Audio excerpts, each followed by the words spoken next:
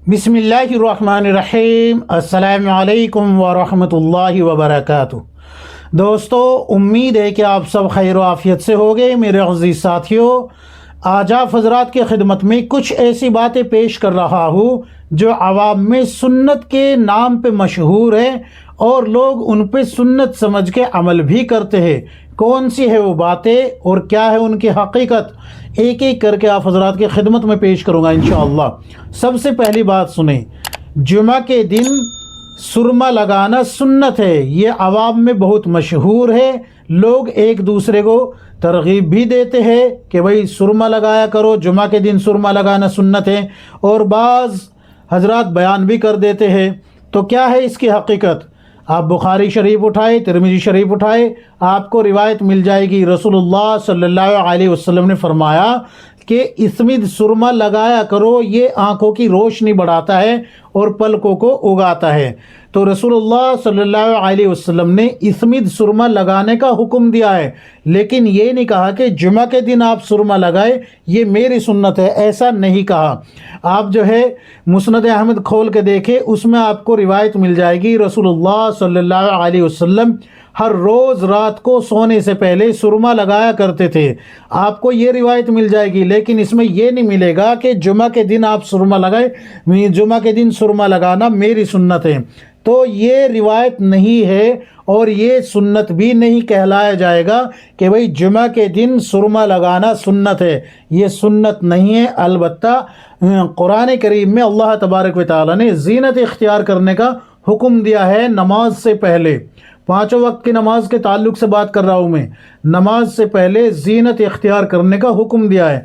तो चूँकि सुरमा भी ज़ीनत में दाखिल है, अगर आप इसको इस तरीके से कि भाई अल्लाह ने हुक्म दिया है ज़ीनत इख्तियार करने का और सुरमा भी ज़ीनत में दाखिल है, अगर आप सुरमा लगा लेते हैं तो इस तरीके से लगाने की इजाज़त होगी। या फिर जो है आप वैसे भी लगा सकते हैं, जुमा के दिन किसी भी दिन लगा सकते हैं, लेकिन सुन्नत समझकर नहीं लगा सकते, सुन्नत नहीं है। याद रखें, जुमा के दिन जुमा की नमाज से पहले जो जुमा की तैयारी की जाती है उसमें सुरमा लगाना सुन्नत नहीं है। अलबत्ता कुरान करीम में अल्लाह तबारक व तआला ने फरमाया है कि नमाज से पहले ज़ीनत इख्तियार कर लो, तो ज़ीनत का हिस्सा कह सकते हैं इसको आप, लेकिन रसूलुल्लाह सल्लल्लाहु अलैहि वसल्लम की सुन्नत नहीं कह सकते। हाँ, रात को सुरमा लगाना मुस्नद अहमद में रिवायत है, आप सल्लल्लाहु अलैहि वसल्लम कंटिन्यू हर रात सुरमा लगाते थे, तो आप रात को सुरमा लगाने को सुन्नत कह सकते हैं।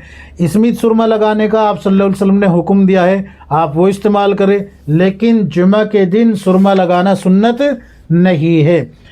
अच्छा, दूसरा जो मशहूर है वो ये है कि आप सल्लल्लाहु अलैहि वसल्लम ने नाखून काटने का तरीक़ा बताया है, ये बहुत मशहूर है। जबकि रसूलुल्लाह सल्लल्लाहु अलैहि वसल्लम ने नाखून को काटने का कोई तरीक़ा मुतय्यन किया ही नहीं, बताया ही नहीं, बल्कि इमाम नववी रहमतुल्लाह अलैह की राय है ये कि नाखून को शहादत की उंगली यहाँ से शुरू करना चाहिए। इस तरीके से यहाँ से शुरू करे, ये पूरा नाखून काटे, फिर ये काटे, फिर ये, फिर अंगूठे का, फिर इस साइड में छोटी उंगली से शुरू करे, छोटी उंगली से शुरू करे, फिर इस उंगली का, फिर इसका, फिर इसका, फिर ये अंगूठे का। इस तरीके से आप अपने जो है नाखून काटे। तो ये जो है इमाम नववी रहमतुल्लाह अलैह ने एक तरीक़ा लिखा है कि इस तरीके से काटने चाहिए, लेकिन रसूलुल्लाह सल्लल्लाहु अलैहि वसल्लम से ये तरीक़ा भी साबित नहीं है। कभी आप इसको सुन्नत समझते हो तो ये सुन्नत तरीक़ा नहीं है। ये इमाम नववी रहमतुल्लाह अलैह की एक राय है कि इस तरीके से काटने चाहिए। अच्छा, तीसरी बात जो आप हज़रात की खिदमत में पेश कर रहा हूँ मैं, वो ये है कि खाने से पहले नमक खा लो, नमक चाट लो, नमक खा लो। खाने से पहले नमक खा लो, यानी कि इब्तिदा नमक से करो। क्या है इसकी हकीकत?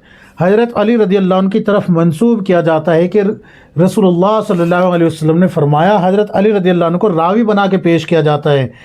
तो इस ताल्लुक़ से हज़रत जौनपुरी रहमतुल्लाह अलैह, मौलाना यूनुस जौनपुरी रहमतुल्लाह अलैह फरमाते हैं कि सब जितनी भी रिवायतें नमक के ताल्लुक़ से है, यानी कि इब्तिदा खाने की नमक से करो, जितनी भी रिवायतें हैं सब की सब गढ़ी हुई है, सब की सब जो है इनमें किज़ब है, यानी कि झूठ पे मबनी है, इसलिए इनको بیان بھی نہیں کرنا چاہیے اور عمل پیرا بھی نہیں ہونا چاہیے۔ یاد رکھیے کیا کہا ہے میں نے، یہ سنت نہیں ہے۔ آپ کھانے کی ابتدا کر رہے ہیں، میٹھا ہے ہی نہیں تو سالن سے آپ روٹی کھا رہے ہیں تو نمک سے شروع ہو گئی، نمک ہے اس میں۔ اگر آپ کہیں شروعات کر رہے ہیں، میٹھا کھا رہے ہیں، میٹھی چیز ہے، نمکین ہے نہیں، ہے ہی کوئی نہیں، تو وہاں نمک مانگتے پھریں گے۔ تو کھانے کے تعلق سے یہ کہ نمک سے ابتدا کرے، یہ سنت نہیں ہے، سمجھ گئے نا۔ اچھا، اس میں ایک بات اور معاف حضرات کی خدمت میں پیش کر دیتا ہوں۔ بہت سے حضرات یہ کہتے ہیں کہ کھانے کے بعد میٹھا کھانا سنت ہے، تو میٹھا کھانا بھی سنت نہیں ہے۔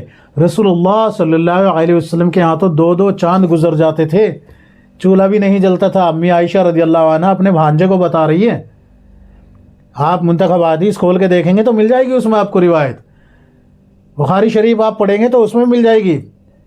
بخاری شریف کی روایت ہے کہ حضرت عائشہ رضی اللہ عنہ کے بھانجے نے پوچھا، اے خالہ، جب امی عائشہ رضی اللہ عنہ نے بتایا نا کہ رسول اللہ صلی اللہ علیہ وسلم کے دور میں 2 چاند ہو جاتے تھے، ہمارا چولہا بھی نہیں جلتا تھا، تو بھانجے نے کہا پھر گزر کس چیز پہ ہوتا تھا؟